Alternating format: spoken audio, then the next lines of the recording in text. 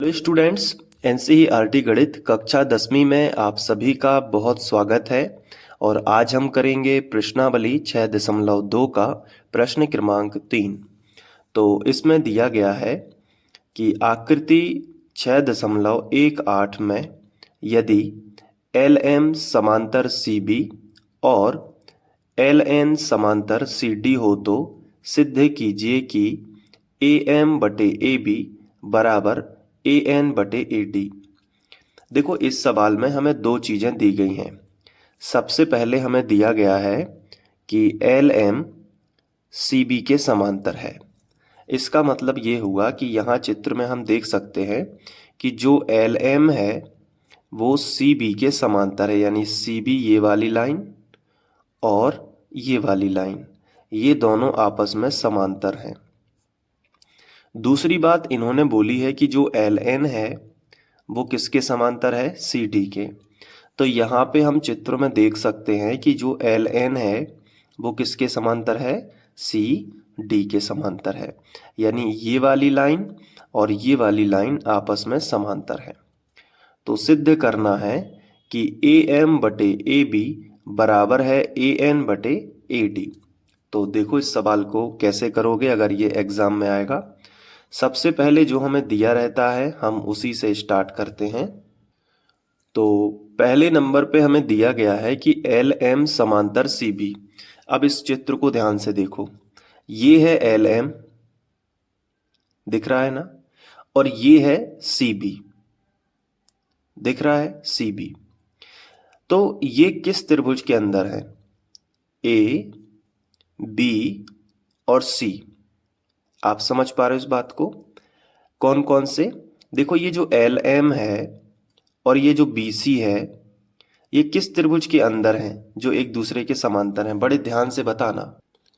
तो ये त्रिभुज रहेगा ए बी सी, ऊपर वाला त्रिभुज, ये देख लो, ये त्रिभुज है, इसी के अंदर है ना एल एम बी सी के समांतर है। समझ पा रहे हो इस बात को? तो और इस तरफ जो दूसरे नंबर पे हमें दिया गया है एल एन समांतर सी डी, ये देखो, ये एल एन रेखा है और ये सी डी रेखा है। ये दोनों रेखाएं किस त्रिभुज में है? ए डी सी, ये नीचे वाला। समझ गए इस बात को? तो आपको यही समझना है कि पहले नंबर पे जो हमें दिया गया है एल एम समांतर सी बी, एल एम समांतर सी बी, ये कौन से त्रिभुज में है? तो आप कहोगे कि एल एम और सी बी है ए बी सी। ये जो मैंने हाईलाइट किया है ना, इस त्रिभुज के अंदर है एल एम और सी बी दोनों। तो ध्यान रखना इस चीज को कि पहली चीज जो एल एम समांतर सी बी हमें दी गई है, जो एल एम और जो सी बी हमें समांतर दी गई हैं, ये किस त्रिभुज के अंदर आती हैं? तो ये जो मैंने हाईलाइट किया है ना पेंसिल से, ए बी सी, इस त्रिभुज के अंदर आती हैं। तो हम यहां से लिखेंगे, दिया है, यहीं से आपको स्टार्ट करना है लिखना, दिया है। और सबसे पहले आप इस वाली चीज से लिखोगे तो ये वाली चीज किस त्रिभुज में है? एल एम समांतर बी सी है त्रिभुज ए बी सी में। तो यहां आपको लिखना है कि त्रिभुज ए बी सी में, इतना लिख लोगे। पता कैसे चला कि त्रिभुज एबीसी लिखना है? क्योंकि उसी के अंदर है एल एम समांतर सी बी। ये देखो, एल एम समांतर सी बी इसी त्रिभुज के अंदर है ना। अब आपको लिखना है कि त्रिभुज एबीसी में ही क्या है? एल एम समांतर है सी बी। ये चीज आपको लिखना है। इससे क्या फायदा हुआ?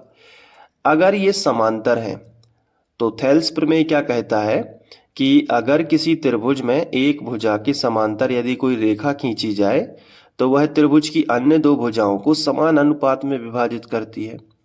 तो हमें ये जो एल एम रेखा है ये त्रिभुज की बीसी भुजा के समांतर हमें बताई गई है। तो हम इतना लिखेंगे और लिखेंगे तो थेल्स प्रमेय से, क्या लिखेंगे? तो थेल्स प्रमेय से। अब थेल्स प्रमेय से क्या होगा, ध्यान से समझना। जैसे ही हमने ये लिखा तो थेल्स प्रमेय क्या कहता है, अगर इस चित्र को हम थोड़ा सा ऐसा कर दें तो ये देखो, ये त्रिभुज दिख रहा है ना, त्रिभुज ए बी सी। अब इसमें ये लाइन और ये लाइन आपस में कैसी है, समांतर। तो हो जाएगा ए एम बटे एम बी और ए एल बटे एल सी। समझ पा रहे हो इस बात को? क्योंकि त्रिभुज में इस तरीके से है, जैसे मैं आपको इस यहाँ पे समझा दूं। जैसे मान लो कि ये कोई त्रिभुज है, अब हम इसे ए बी सी नाम दे देते हैं। इसके बाद हमने क्या किया कि ये जो बी सी है इसके समांतर हमने एक लाइन खींच दी। ये देख लो, मान लो कि ये बी सी के समांतर है, इसका नाम दे दिया डी ई। ठीक है, तो डी ई लाइन खींच दी। तो थेल्स प्रमेय क्या कहता है कि अगर डी ई समांतर है किसके, बी सी के, अगर डी ई बी सी के समांतर है तो हम लिख सकते हैं कि ए डी बटे डी बी, ए डी बटे डी बी बराबर होगा ए ई बटे ई सी, ए ई बटे ई सी। ये चीज होती है। अब यही चीज हम इस चित्र में देखेंगे। इस चित्र में हम देख रहे हैं कि त्रिभुज ए बी सी में आपको बड़े ध्यान से समझना है। त्रिभुज ए बी सी में ये देख लो इतना एरिया, मैं इसको डार्क कर देता हूं। ये देख लीजिए, जैसे ही डार्क किया आपको त्रिभुज दिख गया होगा ए बी सी। अब इस त्रिभुज में एल एम यानी ये वाली लाइन और ये जो बी सी है ये वाली लाइन आपस में कैसी हैं, आपस में समांतर हैं। तो अगर ये समांतर है तो हम इसको ऐसे भी लिख सकते हैं कि ए एम बटे एम बी और ए एल बटे एल सी। ये लिख सकते हैं ना थेल्स प्रमेय से। तो चलिए लिख लेते हैं। हम लिखेंगे, पहले यहां से लिख लेते हैं ए एल बटे एल सी, ए एल बटे एल सी बराबर, अब यहां पे लिख लेते हैं ए एम बटे एम बी। ठीक है, तो ए एम बटे एम बी, ये थेल्स प्रमेय से हो गया। इसे हमने समीकरण 1 बना लिया। इतना समझ में आ गया। अब उसी तरीके से एल एन समांतर सी डी दिया गया है। तो ये देखिए, ये है एल एन और ये है सी डी। तो किस त्रिभुज में आ रहे हैं, ए डी सी में। तो हम लिखेंगे त्रिभुज ए डी सी में। त्रिभुज ए डी सी में कौन कौन समांतर है, एल एन समांतर है सी डी के। इस चित्र को हम वापस जैसा बनाया गया है बुक में वैसे रख लेते हैं। तो अब हमें दिख रहा है कि ये जो एल एन है ना, ये समांतर किसके है, सी डी के। तो हमने यहाँ पे लिख लिया कि एल एन समांतर है किसके, बताओ, सी डी के। तो थेल्स प्रमेय क्या कहता है, तो ये वाली ए एल बटे एल यहाँ पे सी हो जाएगा, ए एल बटे एल सी और ए एन बटे एन डी हो जाएगा। तो यहाँ पे हम लिख लेते हैं कि ए एल बटे एल सी बराबर ए एन बटे एन डी। तो ए एन बटे एन डी, इसको हम समीकरण 2 का नाम दे देंगे। अब क्या करेंगे हम, अब समीकरण 1 व 2 की तुलना कर लेंगे।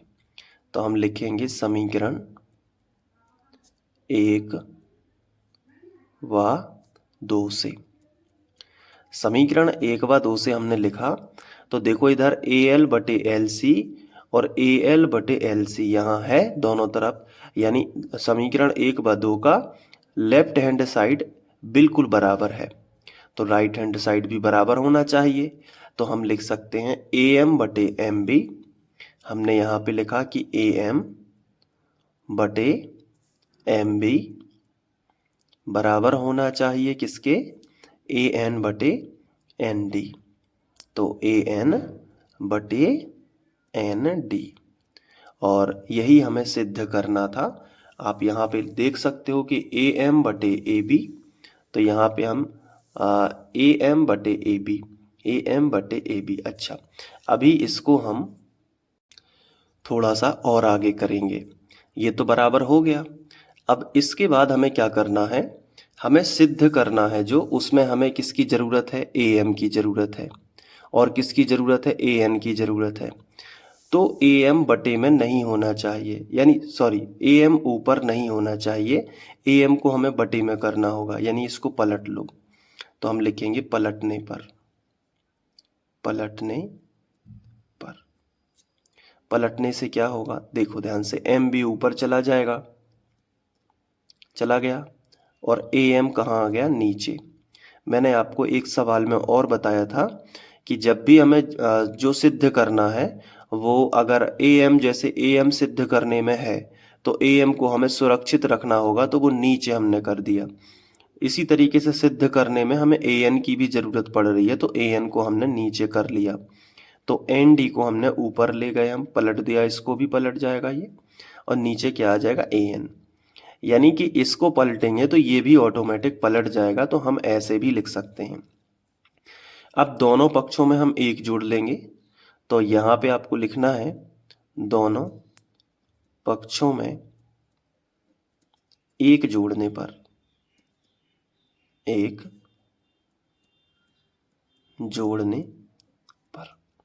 जैसे ही एक जोड़ेंगे तो हम यहाँ पे लिख सकते हैं एम बी बटे ए एम, इसमें हमने एक जोड़ दिया, बराबर है तो बराबर लगा लिया।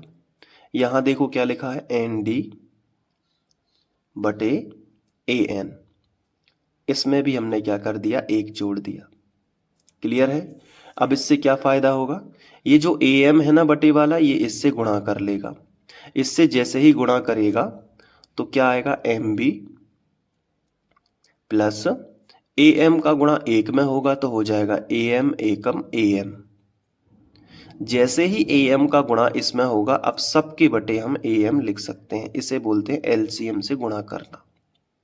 बराबर है तो बराबर, यहां भी हम वैसे ही करेंगे, एन डी ज्यों का त्यों लिखेंगे, और प्लस है तो प्लस, और ए एन का गुणा एक में करेंगे तो आ जाएगा ए एन, और जैसे ही ए एन का गुणा एक में कर दोगे, अब सबके बटे में हम ए एन लिख देंगे।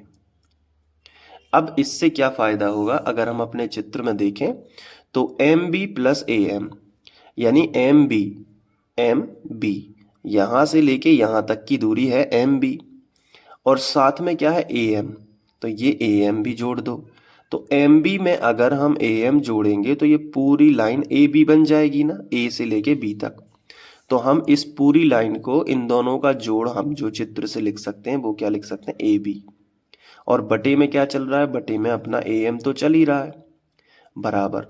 यहां देखो एन डी और ए एन, तो यहां देखने से पता चलता है कि एन डी, एन से लेके डी तक ये एन डी है, और ये क्या है, ए एन है। इन दोनों को जोड़ दोगे तो ए डी बन जाएगा, पूरी लाइन बन जाएगी ए डी। तो यहाँ पे आप ए डी लिख दोगे और बटे में क्या लिख दोगे, ए एन लिख दोगे, और यही हमें सिद्ध करना था।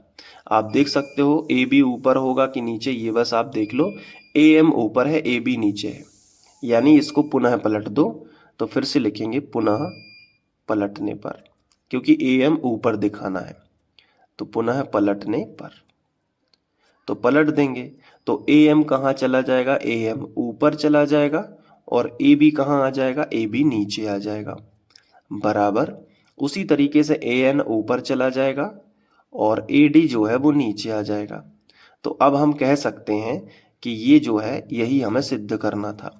अब कई बच्चों के दिमाग में क्वेश्चन उठ सकता है कि सर हमें कैसे पता चलेगा कि यहाँ पे पलटना है। देखो इसका मैं रीज़न बता रहा हूँ। यहाँ पे जो हमें सिद्ध करना है उसको जरा ध्यान से देखो, इसको देखो, इसमें जो ए एम है ये हमें सिद्ध करने में लेके आना है। तो अगर हम पलटेंगे नहीं और यहीं पे हम ए एम में यहाँ भी एक जोड़ दें और यहाँ भी एक जोड़ दें, तो क्या होगा कि ए एम में एम बी जुड़ के बटे एम बी आएगा, यानी कि ए एम और एम बी जुड़ के क्या बन जाएगा, ए एम और एम बी जुड़ के तो ए बी बन जाएगा, लेकिन बटे में एम बी आ जाएगा जो कि हमें नहीं चाहिए। तो हमें चाहिए क्या है सिद्ध करने में, ए एम, और क्या चाहिए, ए एन। तो जो चीज हमें सिद्ध करने में चाहिए वो नीचे लेके आओ ताकि वो सुरक्षित रहे, विलुप्त ना हो जाए। होगा क्या कि देखो मैं आपको स्टेप से ही समझा दे रहा हूं कि होगा क्या कि जब हम इसी तरीके से रखेंगे, पलटेंगे नहीं, तो वो भी समझ लो ताकि गलती जो हो रही है वो ना हो एग्जाम में। तो ए एम बटे हम एम बी रखेंगे और उसमें एक जोड़ देंगे, और यहाँ भी हम ए एन बटे एन डी ही रखेंगे अगर पलटेंगे नहीं, और उसमें एक जोड़ देंगे तो क्या होगा कि एम बी इसमें जुड़ेगा। तो क्या आ जाएगा, A M plus M B का एक में गुणा होगा तो एम बी आ जाएगा, और बटे में क्या आ जाएगा, एम बी। इसी तरीके से यहाँ पे भी क्या होगा, A N plus N D का एक में होगा तो एन डी आ जाएगा, और बटे में क्या आ जाएगा, एन डी। अब इससे क्या होगा कि ये पूरा जुड़ के क्या बन जाएगा, चित्र से देख लो, मैं आपको चित्र दिखा देता हूं। ये देखो, ये ए एम और एम बी जुड़ के क्या बन रहा है, बताओ, तुम खुद बताओ कि ए एम और एम बी जुड़ के क्या बन रहा है, ए बी। तो ए बी आ गया, और बटे में क्या है, एम बी। इसी तरीके से ए एन और एन डी, ए एन और एन डी जुड़ के क्या बन गया, ए डी, बटे में क्या है, एन डी। इससे क्या है कि जो ए एम हमें सिद्ध करना था, जो ए एम हमें चाहिए था सिद्ध करने में, वो तो जुड़ के विलुप्त हो गया ना ए बी के रूप में। तो वो विलुप्त ना हो इसलिए हमने क्या कर दिया, इसको पहले से ही हमने पलट दिया। पलटने से क्या हो गया कि एम बी ऊपर पहुंच गया, तो एम बी विलुप्त हो जाए तो हमें उसकी कोई टेंशन नहीं है, लेकिन ए एम विलुप्त नहीं होना चाहिए क्योंकि वो हमें सिद्ध करने में चाहिए था, इसलिए हमने इस स्ट्रेटजी को किया। अब हम लिखेंगे यहाँ पे सिद्ध हुआ। अब आपको क्या करना है, नोट करना है, तो मैं आपको शुरू से दिखा देता हूं।